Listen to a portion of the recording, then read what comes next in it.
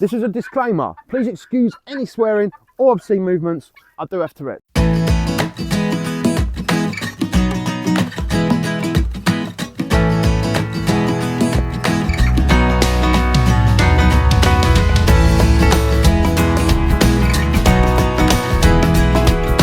My name's Jim.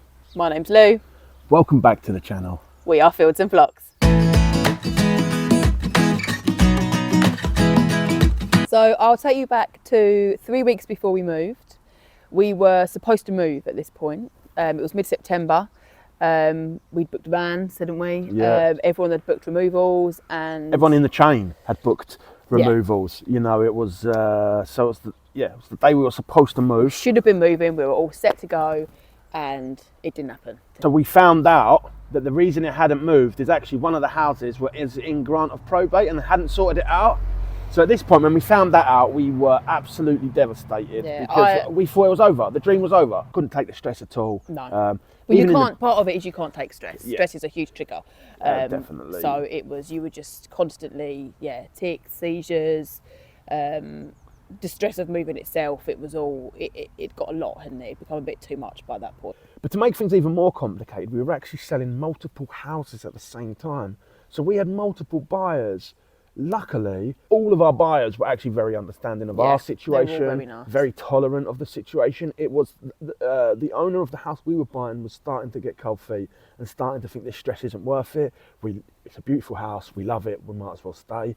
And we got an ultimatum then that if we hadn't moved by the 4th of October, everything was, or the 1st of October, the end of September, the 29th of September, wasn't it? Because it was then we exchanged to move 4 days later. That's it. Yeah. So we had a little bit. So it was of pressure. right up to the wire. Up to the wire. We had a little bit of pressure. We started questioning with the stress and everything going on. We're like, is it even worth it? Is this worth the hassle? We were, Spoiler, it definitely was worth the hassle. It definitely was worth the hassle. I knew from my previous job that anything in grant of probate is not quick, and the fact that it was going through grant of probate, we weren't going to be moving at all or any time near what we thought we were going to. They had contacted their estate agent who had a house available for rent. And so they decided they were the ones buying the grant of probate. And I think it was weird because I think because of obviously what you were going through, you were a little bit like, I can't do it anymore, I can't do it. But there was something in me that was just saying, it will work, it will happen, it will all work out. You were very. And I just had to keep telling myself that because otherwise I would just be like, yep, suck it in, we'll just pack it all in. I'm not doing it. So about 4 days before we were actually moving this time, we just exchanged. It was the day of exchange. We're starting packing frantically because there was a bit of us that kind of, we'd stopped packing because it was kind of like, well, if it's going to fall through, it's pointless. So you got to that stage.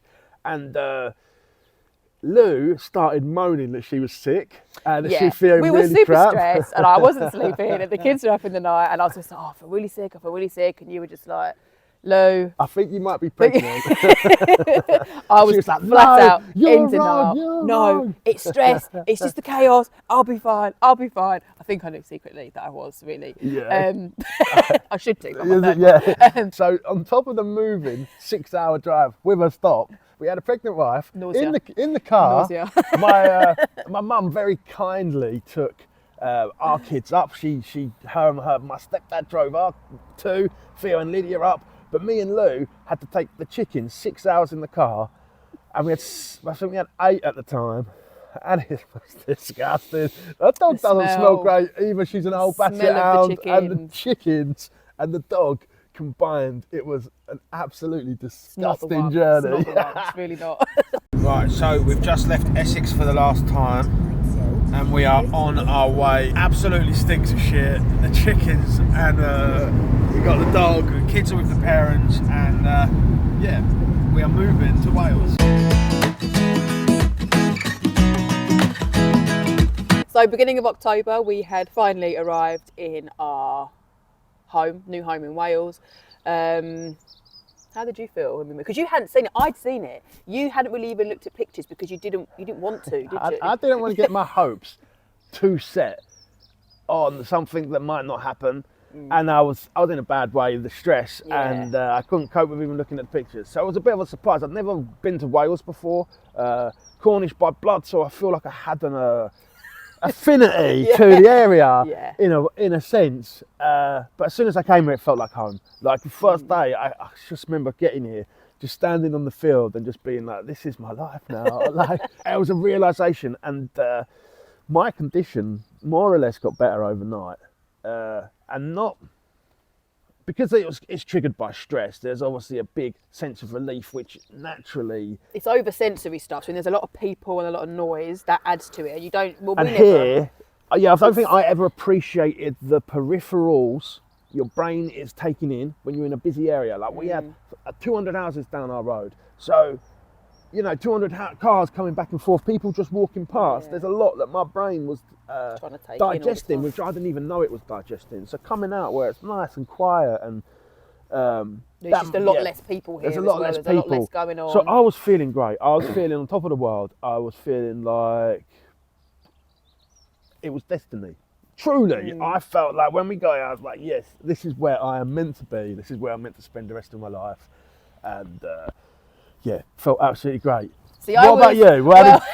I mean, it was great, but I had this little bit of nervousness in me about like, is everyone going to like the house? Are they going to think it's the Well, you had depression because your mum had never seen it. Your aunt had never seen it. It was like you and your dad. I mean, they'd seen pictures, but as you know, pictures don't all, they don't come across the same way. And I think I was just a bit kind of, almost didn't feel it was real. Because it had been so busy, there'd been so much going on. I hadn't really had time to think about it or think about that side of things. So I think when I got here, I was just a bit like, your adrenaline kicks in, and I didn't really have that moment to step back and just take it in, because I was just like, go, boxes, kids, sort everything out.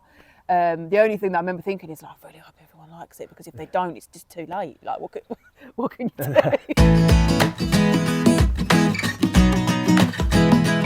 When we first arrived, we knew we had to deal with our chickens and getting them set up. That was like the first thing that we had to do, and we had to get our son Theo adjusted into his new school.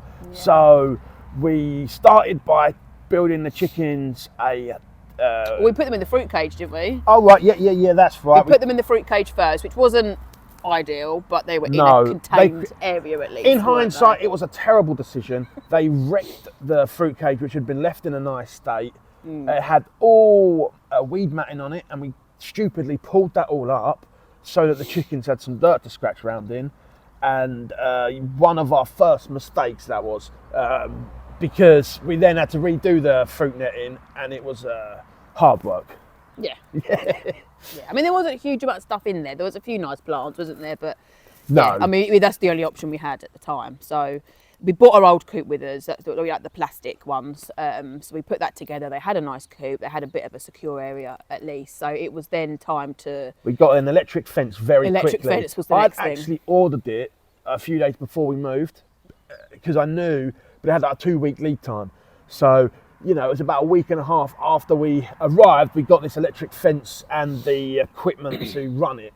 And then we got coops, was it? We got some extra coops. We got some more plastic coops. Yeah, we find those best just from a mite's perspective. The mites don't really have anywhere to live as much as on wooden They're definitely coops. Best for mites, but again, completely honestly, I think down the line we'll do a video really going into them, because if we were doing it again, I don't think I'd go for the plastic coops. That's all I'll say. We'll probably do it a little bit differently, wouldn't we?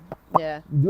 But then it was the metal cages, fruit cages. So in the UK, and I'm sure other parts of the world, we have bird flu restrictions every so often, which means you have to restrict your birds. They say you have to keep them inside, but it's not really inside. It's you have to restrict wild birds from being able to get to their feed and water, in essence. So a fruit cage is more than sufficient. So we built fruit cages to house all our coops and all our chickens. So one thing when we moved here, which you suppose moving anywhere far away you can't judge, is the local area. The previous guy, or the guy we bought the house from, he gave us a little tour. He took us down to a local beach and gave us a quick run around. But it's the people, isn't it? We didn't know what the people were going to be like, how they would perceive us. The language barrier, because our son Theo was going to the local school, which is a Welsh medium school. And it's a very Welsh speaking area, isn't it? And that was moving here. We wanted to I mean, I'm failing really bad. I need to get some lessons, but we wanted to learn. Yeah. And we are so impressed by our little son. He's more or less fluent. And he was year 1, so he went into the one. beginning of year 1 when we moved, and he already now in year 3. It's amazing how much he learns. But then it's good because where they're learning from a young level, we know bits and pieces now, don't we? We can pick things up, and you hear it a lot. So you do get a bit more exposed to it at work, because at work, you know, you're you speak some Welsh, and you're saying how you're getting more familiar. Oh yeah, you hear it, and you can pick up enough words that you can get a gist of what someone's talking about. And I must admit, this year at the Christmas play, last year, you know, I was sitting there, I didn't have a clue. This year, I was recognising quite a few words, so you do pick it up. And the people couldn't have been nicer. Oh, they were so lovely. All our fears were just gone. We've had such a warm welcome. All the neighbours, everybody at school. Everyone's been lovely. It's, more than we ever could have imagined. Really, they're just such. You hear horror welcoming stories, people. You know, and it wasn't that at all. No, quite the opposite. No, it's been, it's more than I ever could have wished for, really, because there is always that worry of, are you going to fit in and be welcomed by the people who've, you know, grown. I mean, a lot of people have lived here their whole lives, you know, their whole families live here. But no, they've been amazing, haven't they? We couldn't have felt more welcome. No, it's been really lovely. It was a dream come true. Right, that's it from us today. I hope you've enjoyed, and I hope you join us next week. Hit a like, comment and subscribe, and we'll see you in the next one. Hey.